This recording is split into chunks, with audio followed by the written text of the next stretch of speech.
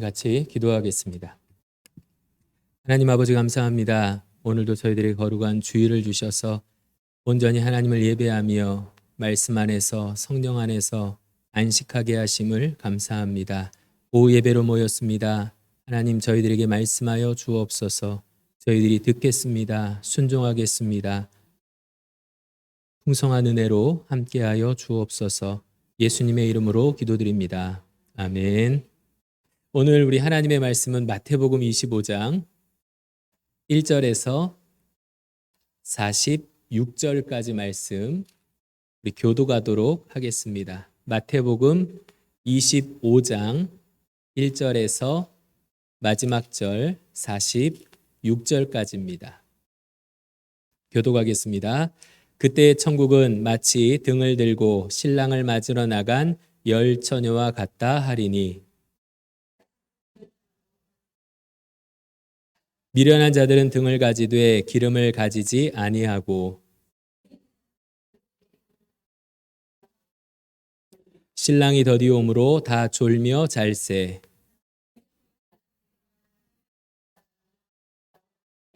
이에 그 처녀들이 다 일어나 등을 준비할세.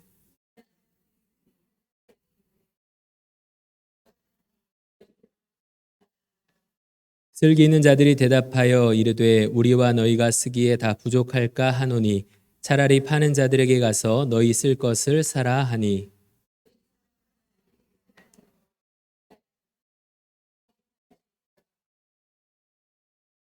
그 후에 남은 처녀들이 와서 이르되 주여 주여 우리에게 열어 주소서.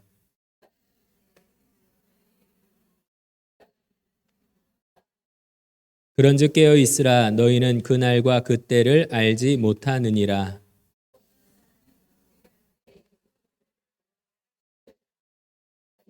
각각 그 재능대로 한 사람에게는 금 5달란트를, 한 사람에게는 2달란트를, 한 사람에게는 1달란트를 주고 떠났더니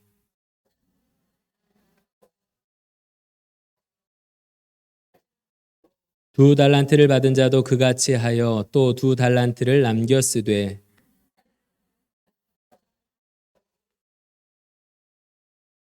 오랜 후에 그 종들의 주인이 돌아와 그들과 결산할세.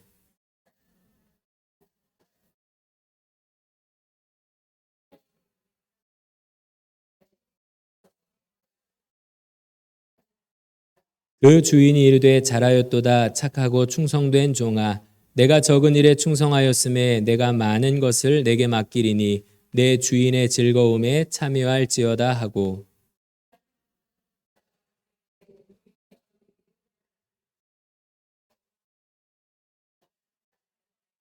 그 주인이 이르되 잘하였도다. 착하고 충성된 종아, 내가 적은 일에 충성하였음에 내가 많은 것을 내게 맡기리니 내 주인의 즐거움에 참여할지어다 하고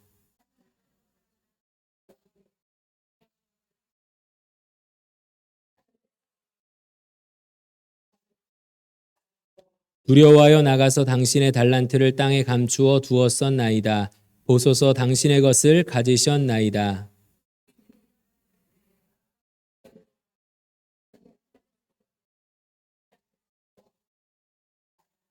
그러면 내가 마땅히 내 돈을 취리하는 자들에게나 맡겼다가 내가 돌아와서 내 원금과 이자를 받게 하였을 것이니라 하고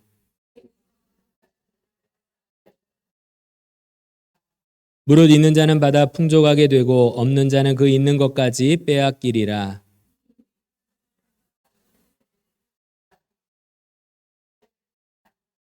인자가 자기 영광으로 모든 천사와 함께 올 때에 자기 영광의 보좌에 앉으리니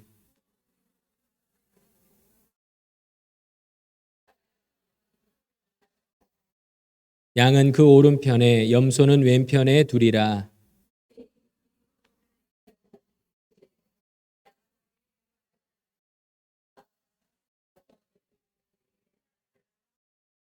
내가 줄일 때에 너희가 먹을 것을 주었고 목마를 때에 마시게 하였고 나그네 되었을 때에 영접하였고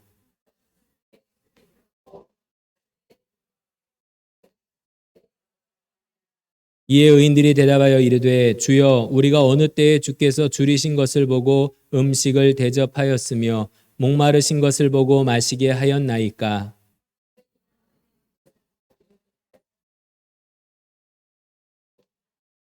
어느 때에 병드신 것이나 옥에 갇히신 것을 보고 가서 배웠나이까 하리니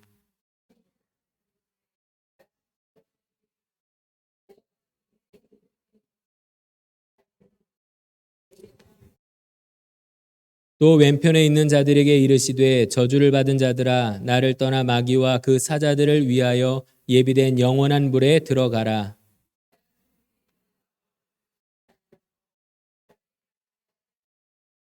나그네 되었을 때에 영접하지 아니하였고 헐벗었을 때에 옷 입히지 아니하였고 병들었을 때에 옥에 갇혔을 때에 돌보지 아니하였느니라 하시니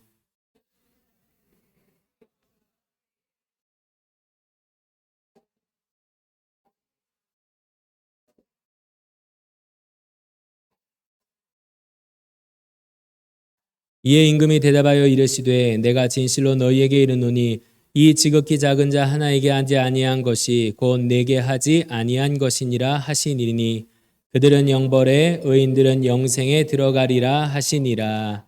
아멘.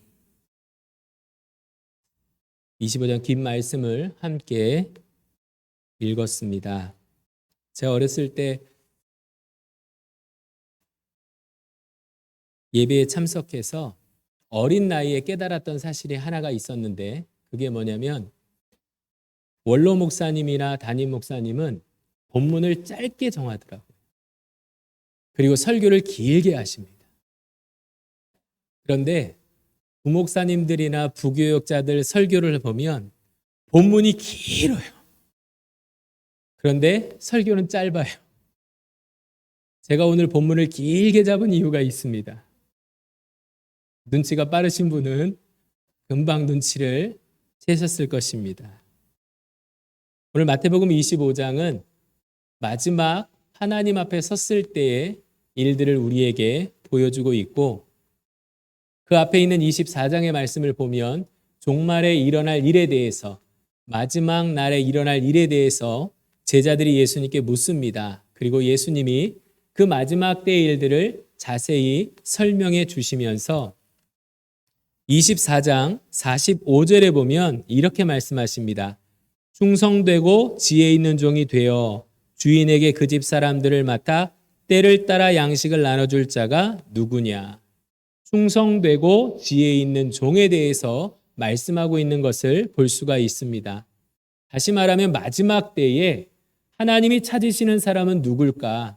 마지막 때에 구원받은 하나님의 백성은 어떤 모습을 하고 있어야 될까?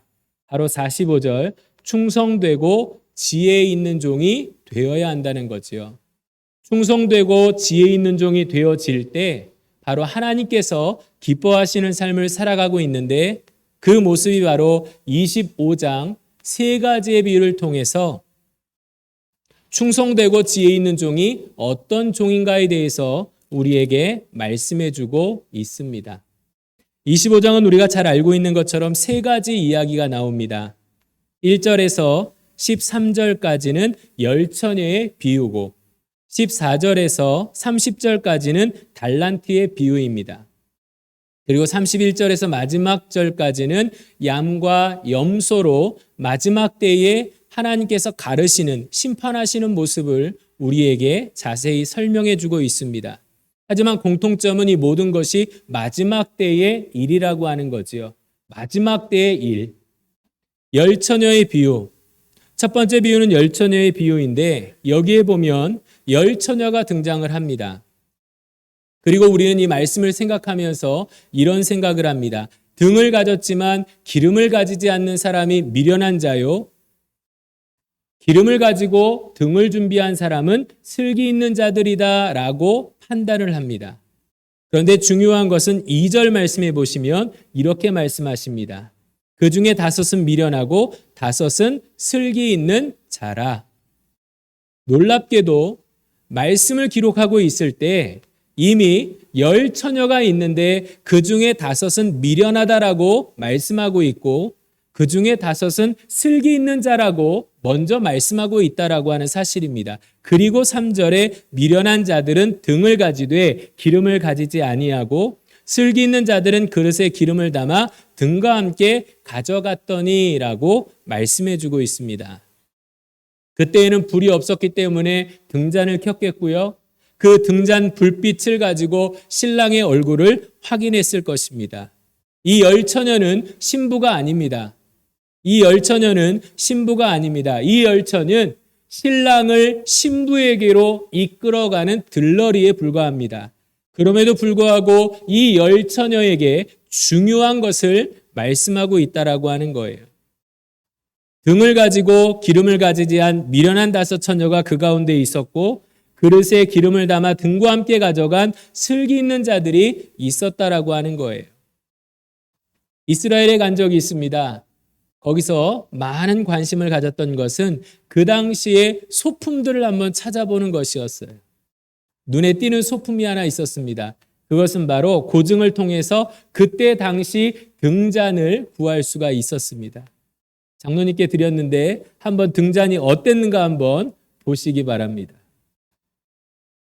굉장히 작아요. 이 굉장히 작은 등잔을 보면서 이런 생각을 했습니다. 이 등잔을 가지고 있으니까 결국 기름이 필요하겠구나라는 생각을 했어요. 저 안에 기름을 담으면 얼마나 많이 담을까요? 그리고 기름을 담았다면 1시간도 되지 않아서 아마 불은 꺼질 겁니다. 그러니까 당연히 저 등잔에 불을 켜려면 당연하게 기름을 준비하는 것이 맞다라고 하는 거죠. 그럼 미련한 자들은 몰랐을까요? 미련한 자들의 등잔은 좀 컸을까요? 그렇지 않았을 거예요. 슬기인 자들이나 미련한 자들이나 똑같은 등잔의 크기를 가지고 있었고 그리고 신랑이 언제 올지 모르기 때문에 그들은 당연히 기름을 준비해야 됐다라고 하는 거예요.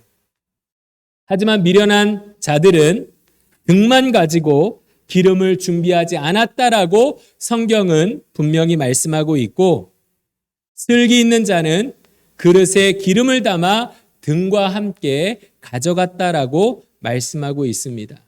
우리가 잘 아는 것처럼 등은 무엇일까요? 시편 119편 105절 말씀에 보면 주의 말씀은 내 발의 등이요 내 길의 빛이십니다 라고 말씀하고 있어요. 그럼 여기서 말하는 등은 하나님의 말씀이라는 것을 알 수가 있습니다. 그럼 기름이라고 하는 건 무엇일까요? 기름. 보통 우리는 기름을 성령이라고 생각을 합니다. 맞습니다. 성령입니다. 하지만 여기서 말하는 기름은 바로 말씀에 순종하게 할 수 있는 성령님을 의미하고 있다라고 하는 거죠. 단순히 성령 충만함을 의미하는 것이 아니라 말씀을 들었을 때, 말씀을 받았을 때 그 말씀대로 살아갈 수 있게 하는 성령의 능력. 이 마지막 때를 살아가고 지혜 있고 충성된 종이 되기 위해선 첫 번째 우리가 지혜로운 자가 되어야 됨을 말씀하고 있습니다. 그럼 지혜로운 자란 누구일까요? 바로 말씀을 듣고 행하는 자라는 거예요. 마태복음 7장으로 한번 넘어가 보겠습니다. 마태복음 7장 24절부터 27절까지 말씀 같이 한번 읽어보겠습니다. 그러므로 누구든지 나의 말을 듣고 행하는 자는 그 집을 반석 위에 지은 지혜로운 사람 같으리니 비가 내리고 창수가 나고 바람이 불어 그 집에 부딪히되 무너지지 아니하나니 이는 주추를 반석 위에 놓은 까닭이요 나의 말을 듣고 행하지 아니하는 자는 그 집을 모래 위에 지은 어리석은 사람 같으리니 비가 내리고 창수가 나고 바람이 불어 그 집에 부딪힘에 무너져 그 무너짐이 심하니라. 아멘. 마태복음 7장 24절 그리고 26절에 보면 지혜로운 사람이 나오고 어리석은 사람이 나옵니다. 그리고 마태복음 25장 3절에 보면 미련한 자들이 나오고 4절에 슬기 있는 자들이 나옵니다. 그런데 재미난 것은 원어를 찾아보면 같은 단어를 사용하고 있다는 거예요. 지혜로운 자가 곧 슬기 있는 자고 어리석은 자가 곧 미련한 자들이라고 하는 거죠. 그러면 마태복음 7장과 25장을 비교해 보면 분명히 드러납니다. 지혜로운 자는 말씀을 들었습니다. 그리고 들은 말씀을 행하는 자입니다. 어리석은 자는 말씀을 받았습니다. 말씀을 들었습니다. 그러나 그 말씀을 행하지 않는 사람입니다. 순종하지 않는 사람입니다. 이걸 가리켜 예수님은 지혜롭다, 어리석다라고 말씀하셨다면 25장의 열처녀 비유가 우리에게 주는 것은 등을 가졌습니다. 말씀을 가졌습니다. 그런데 기름을 가지지 않았습니다. 순종하지 않습니다. 말씀대로 살지 않습니다. 미련한 자들에 속한다라고 하는 거죠. 그리고 말씀을 가졌고 그 말씀에 순종하게 하는 성령의 능력으로 말씀을 행하는 자는 슬기 있는 자들이다라고 말씀하고 있는 것입니다. 지혜롭고 충성된 종은 누구일까요? 말씀을 듣기만 하는 자가 아니라 그 말씀에 순종하는 자인 줄 믿으시기 바랍니다. 이것이 바로 지혜로운 자이고 마지막 때에 하나님이 찾으시는 착하고 충성된 종이라고 하는 거지요. 두 번째 비유를 보시면 달란트 비유입니다. 이 달란트 비유도 재미난 표현이 나옵니다. 15절 말씀에 보면 각각 그 재능대로라고 말씀하고 있습니다. 각각 그 재능대로. 어떤 사람이 타국에 갈 때 그 종들을 불러서 자기의 소유를 맡기는데 아무에게나 너는 5달란트, 너는 2달란트, 너는 1달란트 이렇게 아무렇게나 나누어 준 것이 아니라 각각 그 재능대로라고 말하고 있어요. 다시 말하면 이 사람은 5달란트를 받아도 되겠구나. 이 종은 2달란트 받아도 되겠구나. 이 종은 1달란트짜리구나 라고 하는 것을 주인은 알고 있었다라고 하는 거죠.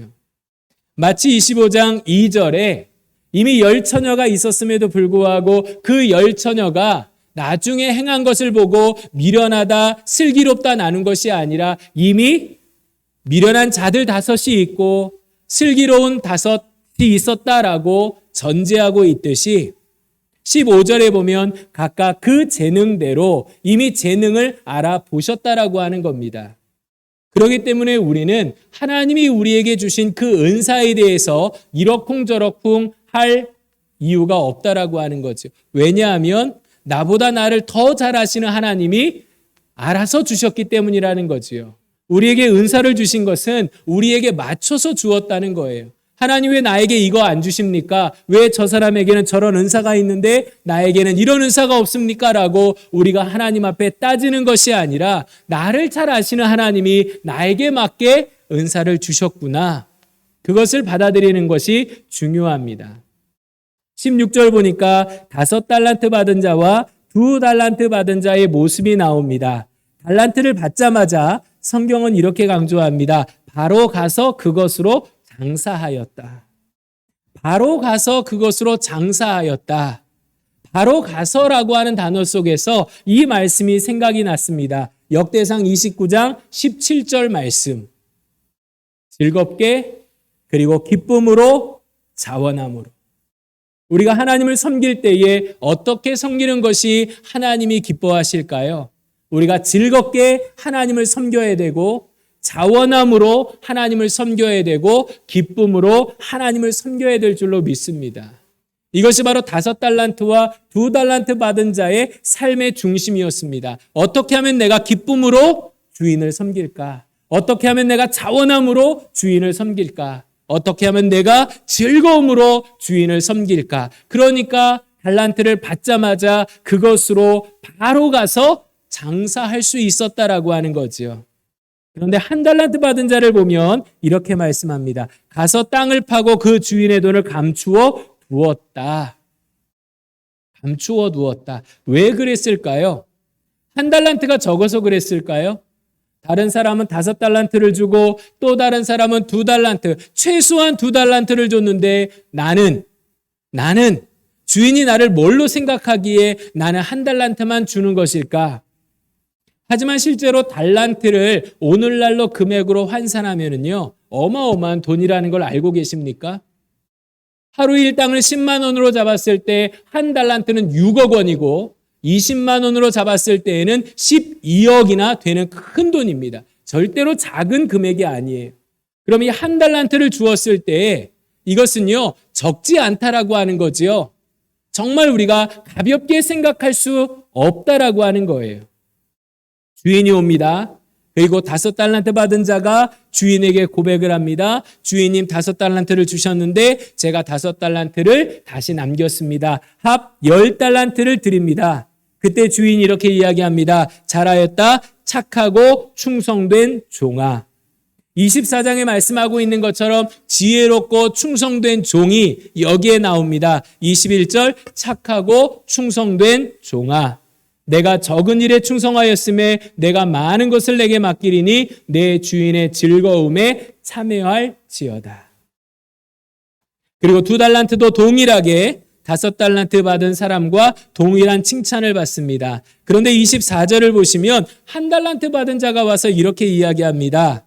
주인이여, 당신은 굳은 사람이라 심지 않은 데서 거두고 해치지 않은 데서 모으는 줄을 내가 알았으므로, 알았다라고 하는 표현을 씁니다. 내가 알았습니다. 내가 알았습니다. 주인님, 당신은요, 굳은 사람이라는 걸 내가 알았습니다. 심지 않은 데서 거두고 해치지 않은 데서 모으는 줄을 내가 알았습니다. 라고 주인을 안다라고 고백합니다. 정말 주인을 알았을까요? 이 1달란트 받은 자가 내가 압니다. 라고 말하는 그 알미 정확한 알미일까요? 우리는 안다라고 이야기합니다. 하나님을 안다라고 말하고 예수님을 안다라고 말하고 성령님을 안다라고 말하지만 정말 우리가 제대로 똑바로 알고 있는 거 맞을까요? 오늘 오전에 목사님이 설교를 하시는데 안드레 때부터 2층에서 예배를 드리는데 안드레 이야기가 나오는 때부터 기름 부음이 굉장히 강한 거예요. 왜 그러지? 안드레부터 그 기름 부음이 임하기 시작합니다. 놀라운 사실은요. 안드레, 베드로, 요한, 야고보 모두 다 안다라고 이야기했다라고 하는 거예요. 그런데 어떻게 돼요? 넘어져요. 성령이 도와주셔서 주는 그리스도이십니다라고 고백했지만 그 즉시로 사람의 일에 빠지는 베드로를 또 봅니다. 그러나 중요한 것은 그들이 성령을 받았을 때, 진짜 성령님을 경험했을 때, 진짜 하나님의 영에 감동됐을 때 그들은 더 이상 부인하지 않는 모습으로 성장하고 변화되는 모습을 볼 수가 있다는 거죠. 여기에 보면 1달란트 받은 사람이 나는 압니다 라고 이야기합니다. 나는 주인이 누구인지 압니다. 당신의 성품을 압니다. 그런데 주인은 이렇게 말합니다. 27절 말씀을 보세요. 그러면 내가 마땅히 내 돈을 추리하는 자들에게 맡겼다가 내가 돌아와서 내 원금과 이자를 받게 하였을 것이니라. 26절 마지막에 이렇게 말하지요. 네가 알았느냐? 네가 내가 누군지 알았느냐? 너 정말 나를 알았다면 이거 땅에 두지 않았을 거야. 무슨 말입니까? 1달란트 받은 사람은 주인을 몰랐습니다. 알았다면 이렇게 하지 않았다라는 거지요. 주인의 입에서 나오는 겁니다. 네가 나를 그렇게 알았느냐? 너가 정말 나를 알았더라면 너는 이렇게 하지 않았을 거야. 최소한 이것을 은행에 갖다 맡겨서 원금과 이자만큼이라도 빼내었을 거야. 6억을 은행에 맡기면 오랜 시간이라고 했으니까 최소한 1년을 잡아도 이자가 얼마일까요? 물론 이자가 많이 떨어져서 큰 금액은 아닐지라도 땅에 묻어 놓는 것보다는 나았을 것입니다. 오늘 우리는 여기서 주인을 안다라고 말했지만 실제로 주인을 모르는 한 종의 변명을 보게 됩니다. 그리고 여기서 충성이라고 하는 단어를 찾아낼 수가 있습니다. 착하고 충성된 종아.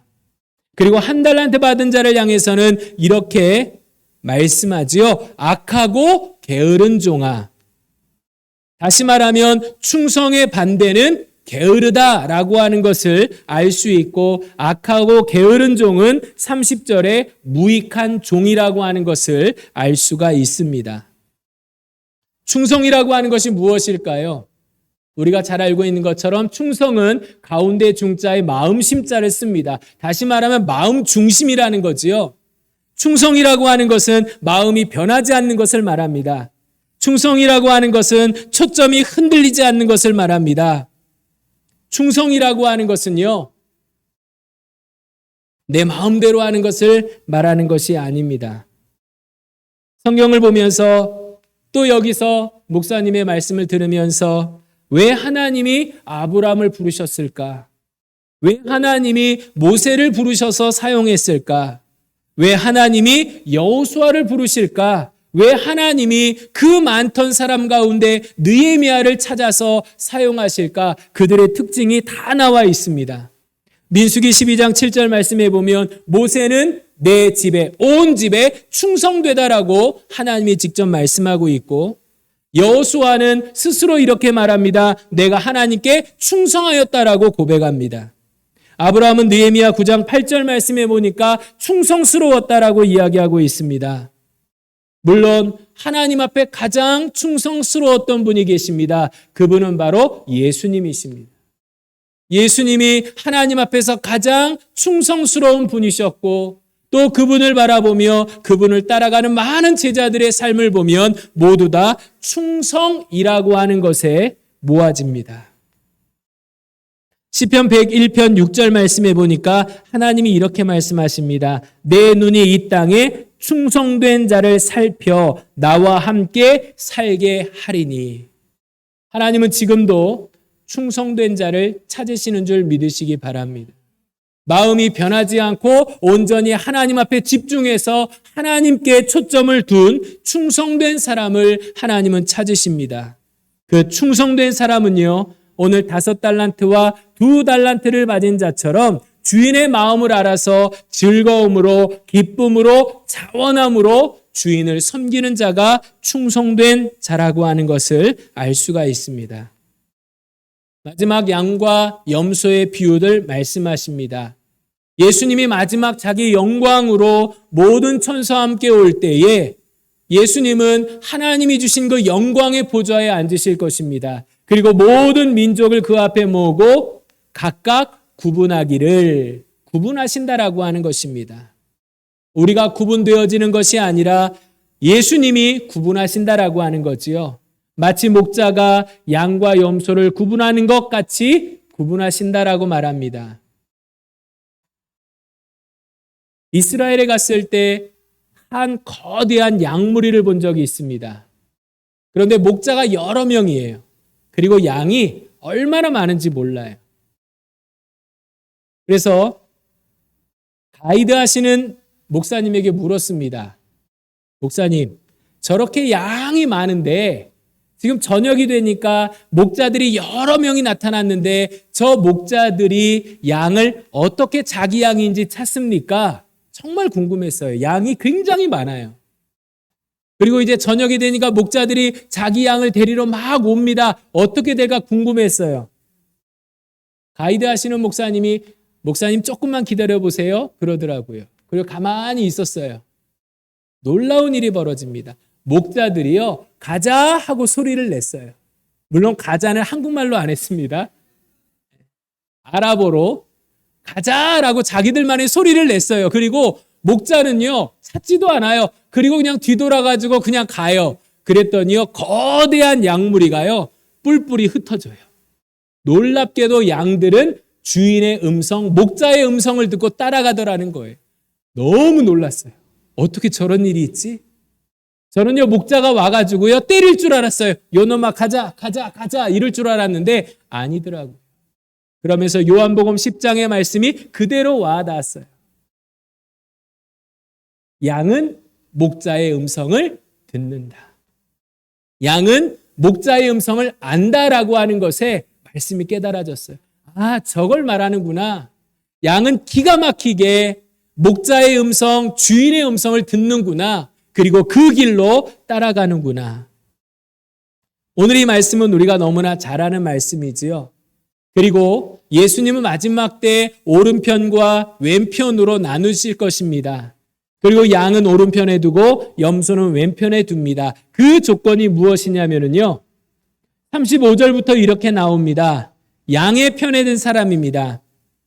내가 줄일 때 너희가 먹을 것을 주었고, 목마를 때에 마시게 하였고, 나그네 되었을 때에 영접하였고, 헐벗었을 때에 옷을 입혔고, 병들었을 때에 돌보았고, 옥에 갇혔을 때에 와서 보았느니라. 그런데 의인들의 대답이 너무나 놀라워요. 주여, 우리가 어느 때에, 그리고 36절에 38절에 어느 때에 39절에 어느 때에 라고 말씀하고 있다는 거예요. 어느 때에, 우리가 언제 그랬습니까? 이것은 무엇이냐면 자기들이 그것을 한 것이 너무나 시간이 오래 지나서 잊어버렸다라고 하는 것을 전제하고 있습니다. 우리가 언제 그렇게 했지요? 기억에도 남아있지 않는데요. 우리는 이렇게 한 것을 기억하지 못하는데요. 어느 때입니까? 그때 예수님이 이렇게 말합니다. 내가 진실로 너희에게 이르노니 너희가 여기 내 형제 중에 지극히 작은 자 하나에게 한 것이 곧 내게 한 것이니라. 그리고 동일하게 왼편에 있는 자들을 저주하고 그 다음에 영원한 불에 들어가라고 말씀하시면서 동일하고 이야기합니다. 너희는 하지 않았다라는 겁니다. 너희는 아니하였고 아니하였고 아니하였고 아니하였느라. 그랬더니 그들도 똑같이 이야기합니다. 주여 어느 때에, 주여 어느 때에. 양의 무리에 속한 자들도 주여 어느 때라고 고백하고 있고 염소의 편자들도 똑같이 주여 어느 때라고 고백하고 있습니다. 그러면 우리는 여기서 양과 염소가 동일하게 주님을 알고 있는 자라는 걸 알 수 있지요. 신자와 불신자를 나누는 것이 아니라 양이나 염소나 모두 다 처음에는 하나님 앞에 부름받은 자임을 알 수가 있어요. 그리고 동일하게 예수님을 향해서 주여라고 고백하고 있다라는 겁니다. 그러면 마지막 때 예수님이 찾으시는 지혜롭고 충성된 종은 무엇일까요? 저는 세 번째로 이 사람들이 사랑하는 자임을 보게 되었습니다. 사랑하는 자구나. 착하고 충성된 종, 지혜롭고 충성된 종이란 누구냐? 바로 사랑하는 자입니다. 사랑하는 자입니다. 그러면 어느 때에 우리가 있습니까? 그리고 줄일 때 먹을 것을 주었고 목마를 때 마시게 하였고 나그네 되었을 때 영접하였습니까? 라고 물을 때 주인이 이렇게 말했던 것은 무엇일까요? 그들은요, 배고픈 자에게 먹을 것을 주고 목마른 자에게 마실 것을 주고 나그네 된 자를 영접하고 옷을 입히고 돌보고 보았을 때에 기대를 하지 않았다라고 하는 것을 알 수가 있습니다. 사랑을 하되 기대하지 않은 것입니다. 섬기되 기대하지 않은 것입니다. 우리는 누군가를 섬겨주거나 무언가를 해주면 곧잘 기대를 합니다. 내가 이렇게 해줬기 때문에 이 사람이 다음번에 나에게 무엇을 해줄까? 그런데 양의 편에 선 사랑하는 사람들은 그러지 않았다는 거예요. 사랑하는 이 사람들은 구제를 할 때 아무 기대 없이 했다라고 하는 거예요. 그들을 바라보면서 무언가 받을 것을 생각하지 않고 했다라고 하는 것입니다. 누가복음 14장 12절에서 14절 말씀에 보면 예수님이 이런 말씀을 하십니다. 너희가 구제할 때에, 너희가 베풀어 줄 때에, 너희가 섬길 때에 부자에게 하지 말라고 이야기합니다. 넉넉한 자들에게 하지 말라고 이야기합니다. 왜냐하면 그들은 갚을 것이기 때문에 그래요. 차라리 너희가 헐벗고 가난하고 과부나 고아나 힘든 사람에게 도우라고 이야기합니다. 갚을 것이 없는 사람들에게 사랑을 베풀라고 이야기합니다. 왜냐하면 그들은 갚을 것이 없기 때문에 복을 빌어준다라고 하는 거지요. 그리고 그 복이 실제로 우리에게 임할 것을 예수님은 말씀합니다. 여기에 양의 무리에 선 사람들의 특징은 무엇일까요? 바로 갚을 것이 없는 자에게 베푼 그 사랑을 말합니다. 그리고 그들은 기대하지 않았기 때문에 우리가 언제 이렇게 했습니까? 라고 고백하는 것을 볼 수 있어요. 그러나 염소의 편에 선 사람들의 특징은 무엇입니까? 아마 이것은 제가 좀 더 많이 생각했을지 모르겠습니다. 하지만 이런 결론이 들었습니다. 내가 이 사람에게 도와주면 뭐가 돌아올까? 이 사람에게 무언가 도와주면 아무것도 안 돌아올 거야. 그래, 그럼 돕지 말자. 그리고 안 도왔을 계산적인 사랑이 더 크다라고 하는 거죠. 그래서 결국에 너희는 아니했다라고 예수님 말씀하고 그들이 주여 우리가 언제 안 했습니까? 라고 말했을 때 예수님은 이렇게 말합니다. 45절에 이 지극히 작은 자 하나에게 하지 아니한 것이 곧 내게 하지 아니한 것이니라. 그리고 결론적으로 그들은 영벌에 의인들은 영생에 들어갈 것임을 우리에게 말씀해 주고 있습니다. 하나님은 우리가 예수 그리스도의 아름다운 덕을 선전하는 광고판이라고 말씀합니다. 광고판. 광고판 아시지요? 큰 광고판입니다. 광고판 이야기가 나오면 이런 생각이 참 많이 들어요. 제가 신학대학을 다닐 때 1학년 때 굉장히 어려움 가운데 이렇게 서울에서 대전에 있는 학교로 왔다 갔다 할 때였어요. 부모님이 넉넉하게 용돈을 주지 않았기 때문에 어떻게 해서든지 아껴서 교통비도 해야 되고 또 책도 사봐야 되고 생활도 해야 되는데 버스를 타고 올라가다 보면 지금도 있는지 모르겠습니다. 서울 근처에 가보면은요, 이슬비 장학회에서 큰 광고판이 하나 있어요. 기도할 수 있는데 왜 염려하십니까? 윤 집사님 혹시 있습니까? 그거 못 보셨어요? 저에게만 보였나 봐요. 가장 힘들었기 때문에. 버스를 타고 가면 서울 입구에 꼭 그것이 보입니다. 그럼 그 마음이 들어요. 맞아. 기도할 수 있는데 내가 왜 염려하지? 기도할 수 있는데 내가 왜 걱정하지? 오늘 예수님이 마지막 때에 충성되고 지혜 있는 종을 우리에게도 되라고 말씀하십니다. 그 사람은 첫 번째 지혜로운 자이고 두 번째 충성하는 자이고 세 번째 사랑하는 자입니다. 그리고 무엇보다도 그 중심이 그 마음이 흐트러지지 않고 그 중심이 하나님께 붙여 있는 사람일 것입니다. 지난주 수요일 목사님 말씀을 들으면서 굉장히 은혜를 많이 받았고 그동안 내가 못 봤던 것을 목사님 설교를 통해서 깨닫게 되었어요. 그 말씀은 바로 누가복음의 말씀입니다. 누가복음 14장. 누가복음 14장 15절부터 말씀을 보겠습니다.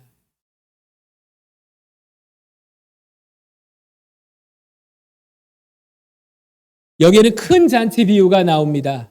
바로 천국잔치 비유입니다. 그리고 여기에 보면 첫 번째 청했다라고 하는 말씀이 나오지요. 청했다라는 말씀. 수요일날 목사님의 설교 가운데 청했다라고 하는 이 부분이 굉장히 제 마음에 와닿았어요. 누굴 청했을까요? 마음이 가난한 사람을 분명히 청했을 거예요. 주인이 그 사람을 청할 때 분명히 어디에 나와요? 21절 보면 시내의 거리와 골목으로 나가서 가난한 자들과 몸 불편한 자들과 맹인들과 전원자들을 데려오라 라고 말씀하셨기 때문에 처음 초청한 사람들도 그런 사람들이었을 거예요. 분명히 자격이 되었던 사람일 거예요. 심령이 가난한 자였을 거예요. 그런데 그들이 겸손하고 심령이 가난해서 하나님 앞에 복을 받았습니다. 그래서 그들은요, 땅도 살 수 있었고 소도 살 수 있었고 장가도 갈 수 있게 되었습니다. 그런데 정작 하나님이 다시 부르실 때, 천국 잔치로 부르실 때 그들은 무엇을 합니까? 사양하고 거절하고 나를 양해해달라고 이야기합니다. 나를 양해하도록 하라. 19절에 나를 양해하도록 하라. 이것은요, 초청한 사람을 무시하는 것입니다. 복 주신 분을 무시하는 것입니다. 저와 우리 사랑하는 성도님들이 어떻게 복을 받고 이 자리에 와 계십니까? 분명히 하나님의 은혜이고 하나님의 축복입니다. 그러면 우리는 어떻게 해야 될까요? 우리에게 은혜 주신 분, 우리를 불러주신 분, 우리를 축복해 주신 분에게 눈이 흐트러져서는 안 될 줄로 믿습니다. 그런데 자칫 잘못하면 어떻게 돼요? 하나님이 주신 그 축복에 눈이 돌아갈 수 있다는 거예요. 처음에는 주님만 바라보았는데 점점 우리의 시선이 다른 곳을 향할 수 있다라고 하는 거예요. 처음에는 하나님의 은혜만 바라보고 그 은혜만 있으면 족하다고 했는데 점점 세상의 것에 빠져서 거기에 취할 수 있다라고 하는 거예요. 울릉도에서 교제했던 귀한 목사님이 한 분 계십니다. 근데 그 목사님 교회가 울릉도에서 제일 커요. 숫자적으로도 그렇게 부족하지 않지만 재정적으로 울릉도에서 가장 큰 교회를 하고 있는 목사님이시고 그 교회 성도들도 얼마나 열심히 전도하는지 몰라요. 제가 크다라고 표현한 것은 그 교회는 다른 데서 이렇게 사람을 데리고 오는 것이 아니라 전도해가지고 자리를 채우는 교회예요. 근데 그 목사님이 어느 날 저에게 이런 이야기를 합니다. 목사님, 저는 축복 설교를 하지 않습니다. 축복 설교를 하지 않습니다. 지금 성도들과 교회가 엄청난 축복을 받았음에도 불구하고 그 목사님은 축복 설교를 하지 않는다는 거예요. 복설교를 하지 않는다는 거예요. 그래서 물어봤어요. 목사님, 왜 축복 설교를 하지 않아요? 때로는 성도들을 칭찬도 해줘야 되고 또 축복도 빌어줘야 되고 또 여러 가지로 이렇게 해줘야 되지 않나요? 라고 했을 때 목사님의 대답이 이렇습니다. 축복 설교를 하면 눈빛이 달라진다는 거예요. 여기는 아니겠지만 물질 설교를 하면은요, 그렇게 열심히 주님을 섬기다가도 물질 설교를 하면 그 물질에 눈동자가 흔들리는 것이 보인다는 거예요. 물론 겉으로 보이는 건 아니겠지요. 목사님이 기도를 많이 하시는 분이라서 그런지 영적으로 감지하는 걸 거예요. 그래서 축복 설교를 하지 않는다는 거예요. 그 이야기를 계속해서 생각해 보았습니다. 나도 그럴 수 있다라고 하는 거지.